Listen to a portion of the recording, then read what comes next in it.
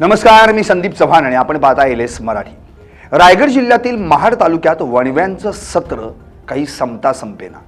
आंबे शिवथर गावात लागलेल्या भीषण आगीनं शेतकऱ्यांचं मोठं नुकसान झालंय। बाधित शेतकरी आता प्रशासनाकडे तातडीनं मदतीची मागणी करतायत। आंबे शिवथर येथे लागलेल्या वणव्यानं काही वेळातच रौद्ररूप धारण केलं। या आगीत शेतकऱ्यांच्या आंब्याच्या बागा, सागवान, बांबू लागवड तसंच साठवून ठेवलेला भात पेंढा खाक झाला। परिणामी अनेक शेतकऱ्यांचं लाखो रुपयांचं नुकसान झालं। नाव काय आणि गाव कोणतं, काल काय घडलं होतं, कशा प्रकारे वनवाला आणि त्याच्यामध्ये तुमचं आणि ग्रामस्थांचं किती नुकसान झालेलं आहे? माझं नाव कैलास पांडुरंग मालुसरे, गाव आंबे शिवथर। परवाच्या दिवशी दुपारच्या टायमाला 2-2:30च्या दरम्यान एक नैसर्गिकरित्या म्हणावं की कोणी लावला माहीत नाही, पण वणव्याचं त्या दिवशी वारा पण जास्त होतं आणि ऊन जास्त होतं, त्यामुळे वणव्याचं प्रमाण हे झपाट्याने वाढत आलं। आणि त्याच्यामध्ये माझी स्वतःची 100 आंब्याची झाडं, चिकूची 10 झाडं, 1000 लिटर पाण्याची टाकी, ठिबकचे पाईप, मोठे पाईप ते जळाले। माझ्या शेजारी संतोष शेडगे, त्यांची जवळ 100-150 आंब्याची झाडं ती जळाली। त्यांचे ठिबकचे पाईप, मेन लाईनचे पाईप ते जळाले। खालच्या साईडला आमचे विठ्ठलदादा मालुसरे आहेत, त्यांचे मेन लाईनचे पाईप जळाले, आंब्याची झाडं जळाली।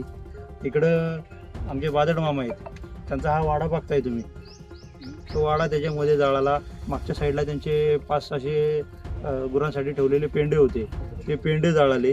हे इथं एका जागी नुकसान झालं आमचं। आणि आता खालच्या साईडला गेला तर खालच्या साईडला आमचे काशीनाथ मालुसरे आहेत, त्यांचा पेंड्याचा उडवा होता, 1000 पेंड्याचा उडवा। आणि त्या उडव्याच्या बाजूला त्यांची सरपणाची पाठी होती, एक 40 भारी होती, 100च्या आसपास पाट्याच्या भाऱ्या होत्या। गावातल्या 4-5 महिलांनी एकत्रित करून पाट्याच्या भाऱ्या काढलेल्या होत्या, त्या सगळ्या भाऱ्या जळाल्या। गावातली लोक दुपारी इथं आलेली, पण वणव्याचं जे प्रमाण होतं आणि उष्णतेचं प्रमाण जास्त असल्यामुळं लोकांना काही करता नाही आलं। आता हे तुम्ही आजूबाजूला बघाल तर इथं घरं आहेत, जेवढं शक्य होईल तेवढं लोकांनी विझवलं, पण ते प्रमाणच असं होतं की लोकांना स्वतःची भीती वाटायला लागली की ह्यात आपण जळतोय की काय। या ठिकाणी प्रशासकीय अधिकारी कोण आलं होतं का? आता कांबळे तात्या आलेत, ज्या दिवशी झालं त्या दिवशी तात्या आले, त्यांनी मंगेश भाऊंना पाठवला।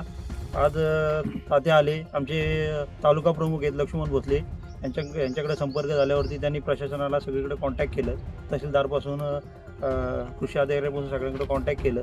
त्यानंतर आमच्या गावचे माजी सरपंच सदैव मारुती सकपाळ, पप्पा सकपाळ, हे पण इथं तातडीने त्या दिवशी आले, त्यांनी सगळ्यांच्याकडे कॉन्टॅक्ट केलं। आता त्याच्यामध्ये मगाशी सांगायला मी विसरलो, त्यामध्ये त्यांची पाईपलाईन आणि त्यांची झाडं जळली गेली आहेत, 300 त्यांचे पाईप जळले आणि त्यांची पण झाडं जळली गेली आहेत। प्रशासनाकडे आपली काय मागणी असणार आहे?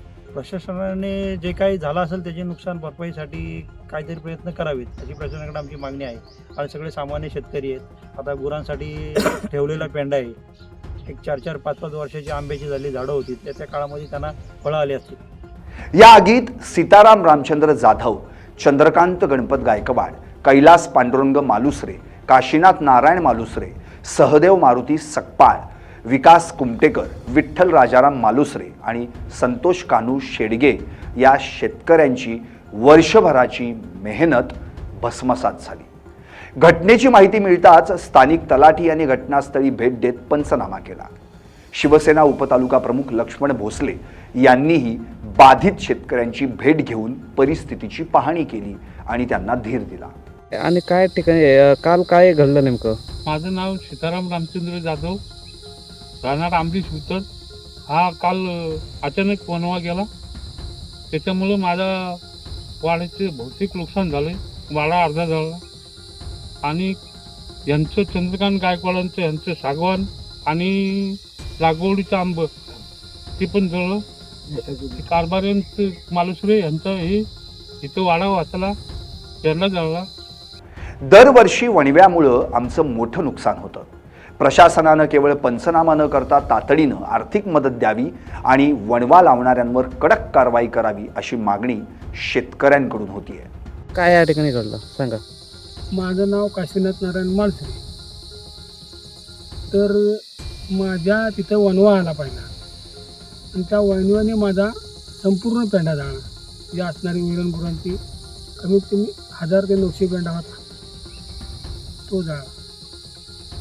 आणखी काय आपलं नुकसान झालं? त्यातूनही माझी जवळजवळ 100 एक भारी फाटी होती हं. ती पूर्ण जळली.